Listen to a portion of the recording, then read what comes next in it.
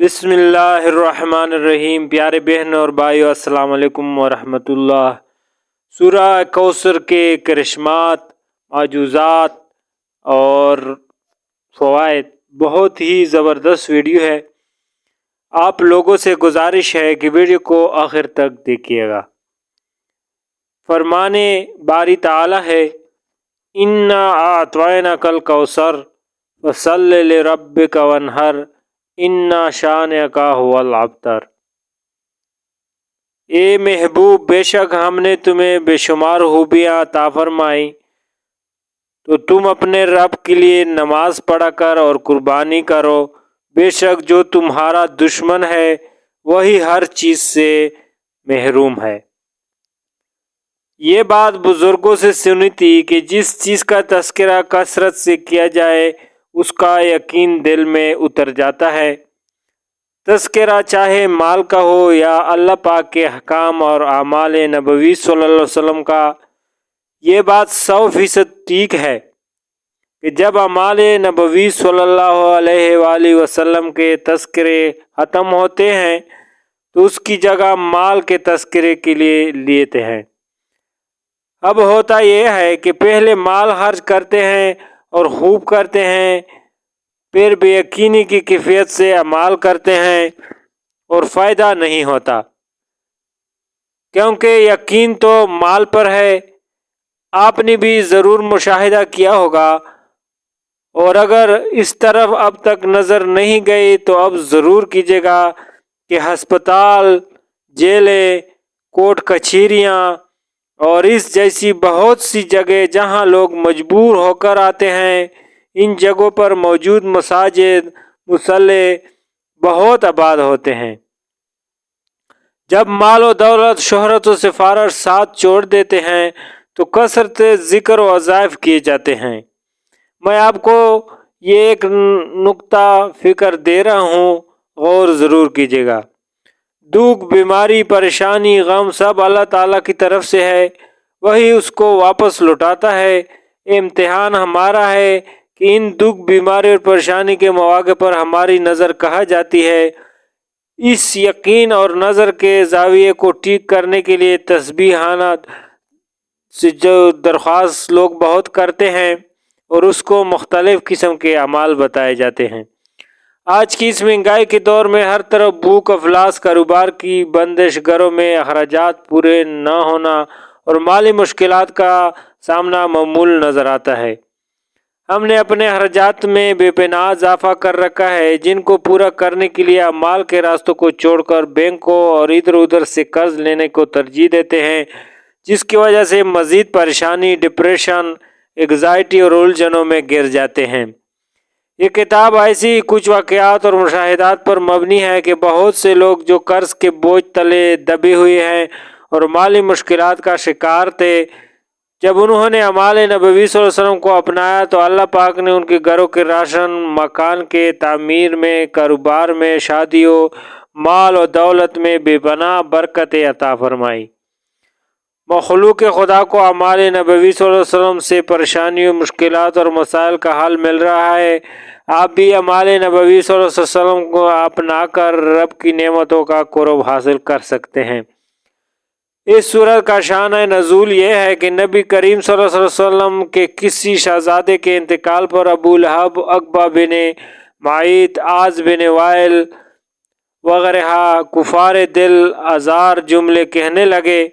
کسی نے کہا محمد صلی اللہ علیہ وسلم کی جڑ کٹ گئی، کسی نے کہا کہ محمد صلی اللہ علیہ وسلم کی بات نہ کرو، وہ تو ایسا آدمی ہے جس کی جڑ کٹی ہوئی ہے، اس کی کوئی نرینہ اولاد نہیں ہے، جب فوت ہوگا تو اس کا نام مٹ جائے گا۔ ان کفار کے جواب میں اللہ تعالیٰ نے اپنے پیارے نبی صلی اللہ علیہ وسلم کی تسلی کے لیے یہ سورہ نازل فرمائی، اے حبیب، ان لوگوں کی باتوں پر رنجیدہ نہ ہو، بلکہ ہمارے فضل و کرم پر نظر رکھے کہ ہم نے تمہیں بے شمار خوبیوں اور نعمتوں سے نوازا ہے، لہذا تم ان کے شکرانے میں نماز پڑھو اور قربانی کرو، اور جہاں تک تمہارے دشمنوں کا تعلق ہے تو انہی کی جڑ کٹی ہوئی ہے اور یہی ہر خیر سے محروم ہے۔ حقیقت یہ ہے کہ رہتی دنیا تک رسول کریم صلی اللہ علیہ وسلم کی شان میں گستاخی کرنے والا ہر شخص خیر سے محروم اور اس آیت کے تحت داخل ہے۔ یہ سورہ نبی کریم صلی اللہ علیہ وسلم کی بارگاہ خداوندی میں عظمت و وجاہت اور اللہ تعالیٰ رب العزت کی نبی کریم صلی اللہ علیہ وسلم سے محبت کی بہت پیاری دلیل ہے، کیونکہ کفار نے جب آپ کا مذاق اڑایا تو اللہ تعالیٰ نے آپ کی طرف سے خود جواب دیا کہ تمہارا دشمن ہی ابتر خیر سے محروم ہے۔ اور یہ محبت کی علامت ہوتی ہے کہ اگر کوئی محبوب پر اعتراض کرے تو محب اس کا جواب دیتا ہے۔ یہ انداز قرآن مجید میں دیگر کئی جگہوں پر بھی ہے۔ مثلا جب ولید بن مغیرہ نے نبی کریم صلی اللہ علیہ وسلم کو دیوانہ مجنون کہا تو اللہ تعالیٰ نے ولید کی مذمت میں اس کی 9 حامیاں بیان کی اور نبی کریم صلی اللہ علیہ وسلم کو فرمایا کہ تم اپنے رب کے فضل سے دیوانے نہیں ہو۔ اسی طرح ابو لہب نے ایک موقع پر نبی کریم صلی اللہ علیہ وسلم کی گستاخی کی تو اللہ تعالیٰ نے ان کی مذمت میں پوری سورہ اتاری اور فرمایا ابو لہب کے دونوں ہاتھ برباد ہو جائے اور وہ ہلاک ہی ہو گیا۔ آیت میں فرمایا کہ اللہ تعالیٰ نے نبی کریم صلی اللہ علیہ وسلم کو کوثر یعنی بے شمار خوبیاں عطا فرمائی۔ کوثر کا لفظ کثرت سے نکلا ہے اور مبالغہ کا صیغہ ہے۔ اس کا معنی ہے بہت ہی زیادہ، بے انتہا کثرت، کسی چیز کا اتنا کثیر ہونا کہ لوگ اندازہ نہ لگا سکے، وہ کثرت تعداد میں ہو یا مقدار و مرتبہ و یا معیار یا کسی اور اعتبار سے۔ گویا یہ فرمایا جا رہا ہے کہ تمہارے دشمن تو یہ سمجھ رہے ہیں کہ تمہارے پاس کچھ نہیں، حتیٰ کہ بیٹا بھی فوت ہو گیا، مگر حقیقت یہ ہے کہ ہم نے تمہیں اتنا دیا ہے جس کا کوئی اندازہ بھی نہیں لگا سکتا۔ لفظ کوثر میں بہت کچھ داخل ہے۔ ایک کوی کو قول یہ ہے کہ کوثر سے مراد جنت کی ایک نہر ہے۔ چنانچہ ابو داؤد میں ہے کہ ایک مرتبہ رسول اللہ صلی اللہ علیہ وسلم کی آنکھ لگ گئی، پھر آپ نے مسکراتے ہوئے سر اٹھایا اور فرمایا مجھ پر ابھی تک ایک سورہ نازل ہوئی ہے۔ پھر آپ نے سورہ کوثر آخر تک پڑھی اور فرمایا کہ تم لوگ جانتے ہو کہ کوثر کیا ہے؟ صحابہ نے عرض کی اللہ اور اس کے رسول زیادہ جانتے ہیں۔ تو آپ صلی اللہ علیہ وسلم نے فرمایا وہ جنت میں ایک نہر ہے جس کا میرے رب نے مجھ سے وعدہ فرمایا ہے۔ ایک حدیث میں نبی کریم صلی اللہ علیہ وسلم نے فرمایا کہ میں جنت میں چلا جا رہا تھا تو اچانک ایک نہر آ گئی جس کے کنارے کوکلے موتیوں سے کبے تھے۔ میں نے کہا اے جبریل یہ کیا ہے؟ انہوں نے عرض کیا یہ کوثر ہے جو اللہ نے آپ کو عطا فرمائی ہے۔ پھر دیکھا تو اس کی خوشبو یا مٹی مہکنے والی کستوری کی طرح تھی۔ کوثر کے متعلق دوسرا قول یہ ہے کہ اس سے مراد حوض کوثر ہے۔ چنانچہ حضرت انس رضی اللہ تعالیٰ عنہ بیان کرتے ہیں کہ رسول اللہ صلی اللہ علیہ وسلم ہمارے درمیان بیٹھے ہوئے تھے، اچانک آپ کو اونگ آ گئی، پھر آپ نے مسکراتے ہوئے سر اقدس بلند کیا اور فرمایا ابھی مجھ پر ایک سورہ نازل ہوئی ہے۔ پھر آپ نے اس سورہ کوثر کی تلاوت فرمائی۔ کیا تم جانتے ہو کہ کوثر کیا چیز ہے؟ ہم نے کہا اللہ اور اس کے رسول کو زیادہ علم ہے۔ فرمایا یہ وہ نہر ہے جس کا میرے رب نے مجھ سے وعدہ کیا ہے، اس میں خیر کثیر ہے اور یہ وہ حوض ہے جس پر قیامت کے دن میری امت پینے کے لیے آئے گی۔ نہر کوثر جنت میں ہے اور حوض کوثر محشر کے میدان میں ہوگا، اس میں بھی جنت کے 2 پرنالیوں سے پانی گر رہا ہوگا۔ گویا حوض کی اصل بھی جنت والی نہر کوثر ہے۔ حوض کوثر کی شان میں مسلم شریف کے حدیث کا خلاصہ یہ ہے کہ اس کے برتن باریک رات میں صاف روشن آسمان پر چمکنے والے ستاروں سے بھی زیادہ ہیں۔ جو اس سے آب کوثر پیے گا وہ کبھی پیاسا نہ ہوگا۔ اس حوض کی چوڑائی اس کی لمبائی کے برابر ہے جتنا عمان سے ایلا تک فاصلہ ہے۔ اس کا پانی دودھ سے زیادہ سفید اور شہد سے زیادہ میٹھا ہے۔ نہر کوثر اور حوض کوثر بظاہر دو قول ہے، لیکن حقیقت میں یہ سب ایک ہی قول کا حصہ ہے اور وہ ہے خیر کثیر۔ چنانچہ صحیح بخاری میں حضرت عبداللہ بن عباس رضی اللہ تعالیٰ عنہ کا قول ہے کہ کوثر سے مراد وہ ہے جو اللہ نے نبی صلی اللہ علیہ وسلم کو عطا فرمائی۔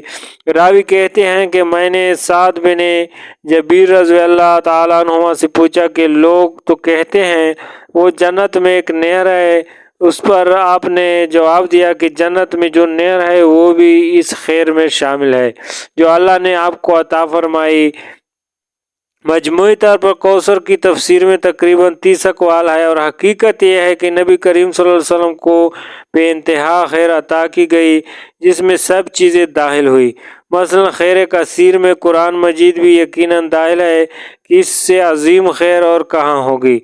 یوں ہی نبی کریم صلی اللہ علیہ وسلم کو اعلیٰ درجے کی حکمت بلکہ حکمتوں کے خزانے عطا کیے گئے، اور حکمت کو خود قرآن نے خیر کثیر فرمایا ہے۔ جوامع الکلم یعنی کثیر معنی کو چند لفظوں میں سمونے کی صلاحیت عطا کی گئی۔ العرض فرمایا گیا کہ اے حبیب، بے شک ہم نے تمہیں بے شمار خوبیاں عطا فرمائی، تمہیں قرآن، نبوت، رسالت، اسلام، آسان شرعی احکام، حکمت، علم، معرفت اور نور قلب سے مشرف کیا، تمہارے پاکیزہ کردار کو عبادت و ریاضت اور اخلاق حسنہ، خصائل حمیدہ، شمائل جمیلہ سے راستہ کیا، تمہیں کثیر معجزات، شفاعت، مقام محمود، حوض کوثر، نہر جنت اور ساری جنت عطا کی، تمہیں صحابہ کرام کی پاکیزہ جماعت، امت کی کثیر، دین کا غلبہ، دشمن پر رعب اور فتوحات سے نوازا، تمہارا نسب عالی کیا اور تمہارے حسن ظاہر و باطن میں کامل بنایا، شرک و غیر زمین و آسمان، دنیا اور آخرت ہر جگہ ذکر حسن، تعریف و تحسین اور ثناء جمیل کی صورت میں تمہیں رفعت ذکر عطا کی۔ ان تمام نعمتوں کے شکرانے میں تم اپنے رب کے لیے نماز پڑھو اور قربانی کرو، تمہیں ابتر کہنے والا دشمن ہی خیر سے محروم ہے جبکہ تم کو بے انتہا خیر سے مالا مال ہو۔ سبحان اللہ، کس خوبصورت انداز میں رب العالمین نے شان مصطفیٰ صلی اللہ علیہ وسلم بیان فرمائی ہے۔ اعلیٰ حضرت امام احمد رضا خان رحمۃ اللہ علیہ اس کو اپنے شعر میں یوں بیان کرتے ہیں: اے رضا خود صاحب قرآن ہے مداح حضور، اے رضا خود صاحب قرآن ہے مداح حضور، تجھ سے کب ممکن ہے پھر مدحت رسول اللہ کی۔ دوستو، امید ہے آج کی ویڈیو آپ لوگ کو اچھی لگی ہوگی۔ اگر آپ لوگ کو میری ویڈیو اچھی لگی ہے تو میرے چینل کو سبسکرائب کر کے بیل آئیکن کے آل پہ پریس کیجیے تاکہ میں جب بھی کوئی ویڈیو اپلوڈ کروں سب سے پہلے آپ کو مل سکے۔ فی الحال ویڈیو دیکھنے کا بہت بہت شکریہ۔